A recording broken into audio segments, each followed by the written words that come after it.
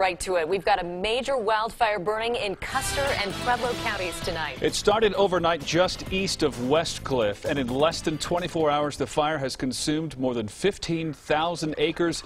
It is 0% controlled tonight. And there are 175 properties in mandatory evacuation tonight, with 70 more on standby.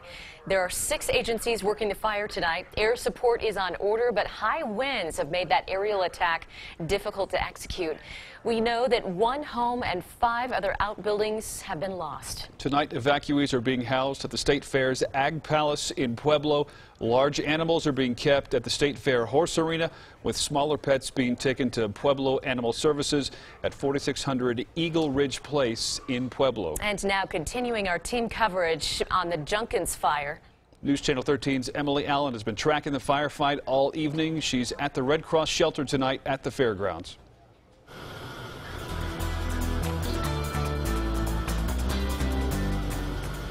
Barton Heather, the Custer County Sheriff, expects that as this wind continues throughout the night and into tomorrow, that there will be more evacuations, and that means that more people are going to show up to the Pueblo County or to the state fairgrounds, where there is an evacuation center hosted by the Red Cross. I spoke with a man who flew up into the air to get an idea of how the fire is going and where it started.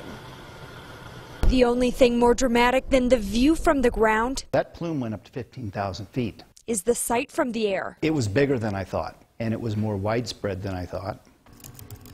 John Wark took these photos of the Junkins fire. I go up a lot of times and there's nothing. This is not a nothing event. This is a big one. Might be helpful. And of all the photos, this is the point of origin. This one stands out. You can see right where it started, and it was a grass fire, and then it just went out like this. There are speculations the fire started in the Junkins Park area from a down power line. In Wark's photo, you can see the tip of the burn scar is close to a utility pole. I don't know what's going to happen to the ranches, and I'm not sure, who's in the line of this fire, but I know there are people who are going to be affected.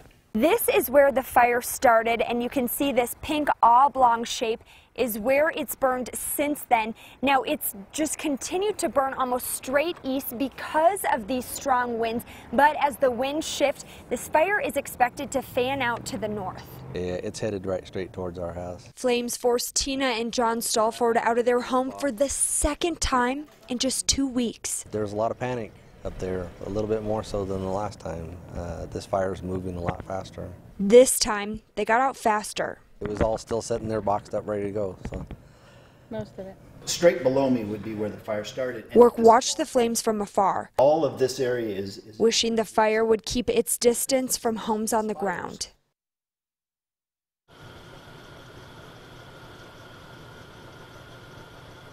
This fire grew so fast, it grew 13 miles in just 6 hours. Now, because of how quickly it has grown, they have upgraded this from a Type 3 team to a Type 1 team. In Pueblo, Emily Allen, KRBO News Channel 13.